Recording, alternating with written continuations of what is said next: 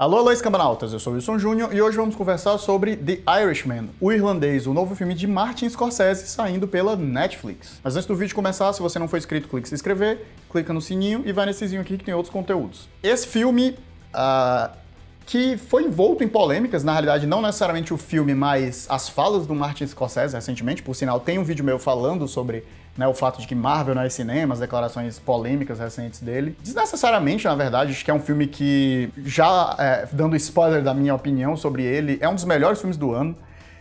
Acho que é um filme onde o Martin Scorsese coloca muito do que ele aprendeu e do que ele sabe sobre cinema. Como ele tem feito, na realidade, eu acho que os últimos 3 filmes dele, que foram O Lobo de Wall Street, Silêncio e esse filme, são filmes extremamente longos, que tem uma complexidade narrativa diferenciada, são magistrais, assim, no que diz respeito à parte técnica de cinematografia.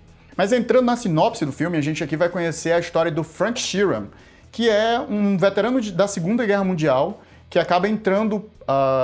ele, na realidade, é um caminhoneiro, né? Ele, depois da Segunda Guerra, passa a trabalhar como caminhoneiro, entregando carne, e, eventualmente, ele se torna um hired gun, né? Um assassino de aluguel para a máfia da Pensilvânia. E esse filme, na verdade, ele vai ser contado através de memória, né? De reminiscência. A gente vê o próprio Frank Sheeran dentro de um asilo, já idoso, bem idoso, e ele vai ali se lembrar desse momento, né, que ele deixa ali de ser o caminhoneiro sindicalista, né? Ele fazia parte do sindicato de caminhoneiros e começa a se envolver com a máfia. Esse filme ele é baseado num livro, né, do escritor Charles Brandit, de 2004. O nome do livro, em tradução livre, seria Eu Escutei Que Você Pinta Casas. I Heard That You Paint Houses. Esse livro conta a história desse sujeito, né? O autor ele é um ex-investigador e jornalista que conta a história do envolvimento, né, do Frank Sheeran com esse grande nome da política americana dos anos 50, que é o Jimmy Hoffa. Por sinal, a figura do Jimmy Hoffa tem um filme, biografia dele, que foi dirigido pelo Danny DeVito, e quem vive o Jimmy Hoffa nesse filme é o Jack Nicholson. E aqui no filme do Martin Scorsese, quem é trazido para viver o personagem é o Al Pacino. Por sinal, esse filme ele foi icônico e conhecido, e uma das coisas que foi muito publicizada dele é que é a primeira vez que Joe Pesci, Robert De Niro e Al Pacino estão num filme, né, que vai envolver máfia, dirigido pelo Martin Scorsese, algo que, de certa forma, foi muito pedido durante os anos, né? Esses são os 3 grandes nomes dos filmes de máfia dos anos 90, na verdade dos anos 80, dos anos 90, né, até o fim dos anos 70 também. Então eles eram os grandes nomes em termos de atuação dentro desse gênero cinematográfico, assim como o Martin Scorsese como diretor, né? Então, esse filme, de certa forma, é uma realização de sonhos molhados dos fãs do gênero. Entrando na parte técnica do filme, as atuações desse filme estão muito boas. Tava com algum tempo que eu não gostava das atuações do De Niro e do Al Pacino também. O Al Pacino ele é um ator, na realidade, complexo, né? Ele é um overactor por carreira, assim, e às vezes isso é bom e às vezes isso é ruim, né? E isso se exemplifica pela carreira inteira dele. Mas aqui a gente vê atuações distintas, assim, atuações muito, mesmo sendo um gênero, mesmo resgatando um gênero que poderia levar esses atores para um lugar mais comum, a gente tem um Joe Pesci que faz um personagem que é bem diferente dos tipos de personagem que ele vinha fazendo nas atuações de filmes de máfia. Ele normalmente era o baixinho, esquentadinho, agressivo. Falando da parte técnica das atuações, a gente vê o Robert De Niro, o Al Pacino, em especial, eu acho que no melhor que eles tiveram nos últimos anos da carreira deles. Eu não tenho gostado das últimas atuações do De Niro, eu acho que ele virou meio que um personagem de si mesmo, eu acho que ele é contratado muito para isso, e me incomoda um pouco, porque ele é um ator que tem um bom escopo, e você vê isso, especialmente nos filmes da carreira dele do fim dos anos 80 e do início dos anos 90, né? Ele fez muitas coisas diferentes e essa carreira mais dele, mais velho, virou uma coisa meio de lugar comum. Aqui eu acho que ele consegue sair do que se espera dele e ir para outros lugares. O Al Pacino a mesma coisa, ele é conhecido, notório por ser um overactor, né, que é aquele ator extremamente exagerado, e isso é uma faca de 2 gumes, né? Tem atuações onde isso vai funcionar muito bem e atuações onde isso não vai, né, ser legal. Mas, de fato, ele não tem tido um grande destaque nos últimos anos, e eu achei que essa atuação dele foi muito boa, né? E ele usa dessa característica dele de overactor para fazer esse personagem que é um sindicalista, ou seja, é um cara político e discursa muito, e as cenas de discurso dele são super interessantes. Mas eu acho que do trio, o personagem que se destaca é o do Joe Pesci, que ele vem fazendo aqui um mafioso, um típico dele, só que ao contrário das atuações que a gente estava acostumado dele, do baixinho esquentado, ele faz um personagem muito contido, de fala suave, que impõe a força, né, e o poder que ele tem ali dentro da máfia de uma maneira muito delicada, e o Joe Pesci entrega muito bem isso dentro da atuação dele. Então, é muito legal você ver 3 veteranos da atuação, que são nomes reconhecidamente grandes dentro da academia de cinema, trazendo coisas novas, né? E atuações interessantes nessa altura. Então, isso para mim é um dos grandes pontos do filme, é uma das colunas que sustenta esse longuíssimo filme de 3 horas e meia, que por sinal é o maior filme da carreira do Scorsese, que é uma carreira de longos filmes. Uma outra coisa para mim que se destacou muito nesse filme é a fotografia. Ele usa muito plano de sequência e movimento para fazer passagens de tempo, né? Então tem cenas, por exemplo, onde a câmera acompanha um personagem até um ponto, ela para e volta para o mesmo lugar de onde ela saiu, e nesse lapso ocorre uma passagem de tempo super interessante, uma forma super legal de conduzir. Outras formas interessantes, por exemplo, quando personagens vão entrar num campo para fazer um assassinato, a câmera vem acompanhando eles, e em vez de seguir o caminho natural, que é acompanhar os personagens para dentro da cena, ela para num buquê de flores e a gente só escuta os tiros, né? Então, uma fotografia belíssima, muito, muito, muito bem executada, e isso enriquece muito e é usada de maneira super proveitosa dentro da narrativa, é usada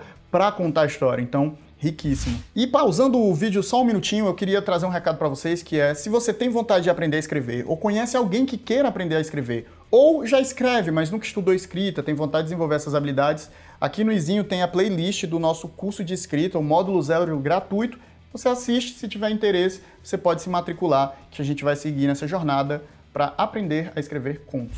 Uma outra coisa muito boa do filme é o design de produção dele, onde os carros, as casas, as vestimentas vão estar muito bem feitas para dialogar com a época, né, que é ali os Estados Unidos dos anos 50, e na verdade não necessariamente dos anos 50, porque esse filme passa-se num escopo de tempo muito grande, apesar de que a maior parte do filme fica concentrada entre a metade dos anos 50 até os anos 70, né, mas a história ela é a mais longa e tem momentos bem depois disso, né, como justamente eu falei, o futuro do Frank Sheeran, que já é nos anos 2000, né, o Frank Sheeran morre em 2003. Esse filme ele também usou muito de CGI, né, os personagens eles aparecem em vários momentos da vida dele, especialmente ali os 40, 50 anos até os 70 e 80, então eles envelhecem muito durante o filme, e então eles usaram muita maquiagem digital, né? Ele usou CGI para fazer a maquiagem dos personagens e rejuvenescê-los. Em alguns momentos funciona bem, em outros momentos dá uma sensação esquisitinha, assim, tem alguma coisa estranha, você percebe a maquiagem digital muito forte em cima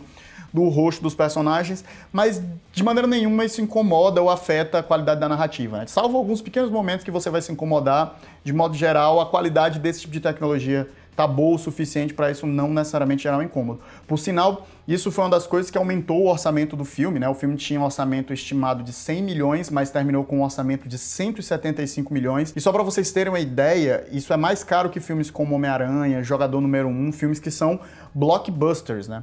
E isso, por sinal, é uma das coisas que é importante, né? O que é que esse filme de 3 horas e meia conta? E é uma narrativa de envelhecer. É uma narrativa sobre envelhecer, sobre ser esquecido, sobre os arrependimentos e amarguras que você tem em relação à vida. A maioria dos filmes, né, de Hollywood, antes do corte final, eles costumam ter entre 2 horas e meia, até mais, 3 horas, dependendo desses filmes mais longos. E no fim das contas, né, para ir para o corte final, para chegar nos cinemas, eles costumam reduzir o filme ali para 2 horas, né, ou menos de 2 horas, que é o tempo que os cinemas favorecem mais, né? Porque quanto menor o filme, mais sessões ele pode ter durante o dia. Esse filme dá uma sensação que muita coisa poderia ser cortada, não necessariamente por ser ruim, mas mais nesse sentido de tentar, né, se enquadrar num formato mais cinematográfico, como é comum. Ele conta muitas histórias. É a história de um homem de quase 90 anos, ou de mais de 90 anos, se lembrando de 40 anos da vida dele, 30 anos da vida dele. Então, obviamente, são vários pequenos fragmentos dessa memória que constrói, obviamente, uma narrativa que faz sentido. É a relação dele com o Russ e a relação dele com o Jimmy Hoffa, né? É o trabalho dele dentro desses dois escopos. O trabalho dele como sindicalista e o trabalho dele como um braço da máfia.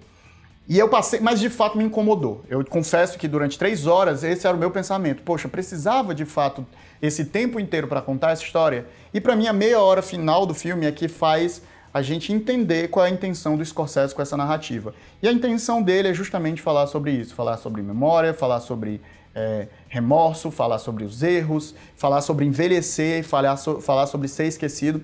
E por sinal, ao assistir esse filme, eu entendi muito mais da mágoa e da amargura do Scorsese, porque existe um subtexto dentro dessa narrativa que dialoga diretamente com a posição que o Scorsese se encontra hoje dentro de Hollywood. Né? Um filme como esse, que custou 175 milhões de dólares, ele é um filme muito difícil de ser executado em 3 horas e meia. Por quê? Porque se ele tem 3 horas e meia de duração, significa que ele vai ter 2, 3 sessões no máximo dentro de um dia. Né? E isso é muito ruim se você está buscando bilheteria para pagar esse filme. O que aconteceu foi que o Martin Scorsese não conseguiu financiar esse filme. Não é à toa que quem financiou ele foi a Netflix, ou seja, ele só conseguiu fazer o filme ser executado e acontecer porque um serviço de streaming pagou para que esse filme acontecesse. Mas os grandes estúdios de Hollywood, que dependem do cinema para receber uma rentabilidade, né, diferente da Netflix, que depende do serviço de streaming dela, não tiveram interesse. E ele é o Martin Scorsese, é um diretor premiado de Oscar, que os filmes dele são premiadíssimos, e ele não consegue mais executar esse filme. Então, esse diálogo que existe entre o ato dele envelhecer e não ter esse reconhecimento, ou de certa forma, os feitos dele não importarem mais para uma nova época, né? Tudo meio que passa, tem um diálogo interessante com isso dentro da narrativa do filme. Então, quando ele termina, ele não me incomodou mais. Né? Eu entendi a mensagem do Scorsese, eu entendi o propósito do filme e o porquê ele era tão longo. Fez sentido para mim e se justifica dentro da própria narrativa essa necessidade. Você precisa sentir o peso do tempo. Você precisa sentir o peso de envelhecer. E ele faz isso, essa provocação, ao fazer você passar 3 horas e meia sentado assistindo o filme dele. Então é legal, eu gosto quando o cinema faz isso, no sentido de você brinca com todos os elementos que é possível no ato de se contar a história. Você brinca com o tempo da narrativa, você brinca com a fotografia, você brinca com todos esses elementos. Né? Tudo isso está à disposição do diretor na hora de contar a história dele. E o Scorsese tem feito isso bastante nos últimos filmes que ele tem lançado. Ele fez isso durante toda a carreira dele, mas essa carreira mais recente dele está diretamente ligado a ela. Fica a minha indicação para você, para esse que é provavelmente um dos melhores filmes do ano, sem dúvida. Para mim tá pau a pau com o outro que eu gostei bastante, que foi o Parasita. É um filme extremamente bem executado, bem atuado, que realmente faz você pensar sobre a vida quando você termina ele, né? E talvez olhar para os seus avós, né? E para essas pessoas mais velhas que fazem parte da sua vida de uma maneira um pouco diferente. E isso é feito de uma maneira magistral, especialmente porque a gente está vendo a história de um criminoso, né? De um assassino. E ainda assim a narrativa ela é competente o suficiente para fazer você empatizar e se conectar com esse personagem, coisa que tem sido cada vez mais frequente dentro do cinema, né? Essa coisa de tentar buscar narrativas humanas mais complexas. E se você gosta de me ouvir falando sobre cinema, eu tenho um podcast Cinema, Cinema em 3 Atos, junto com o PH Santos, e a gente recebe várias outras pessoas participando e comentando sobre filmes. O link está aqui na descrição se você quiser conhecer esse podcast. Eu espero que você tenha gostado do vídeo. Até a próxima e tchau.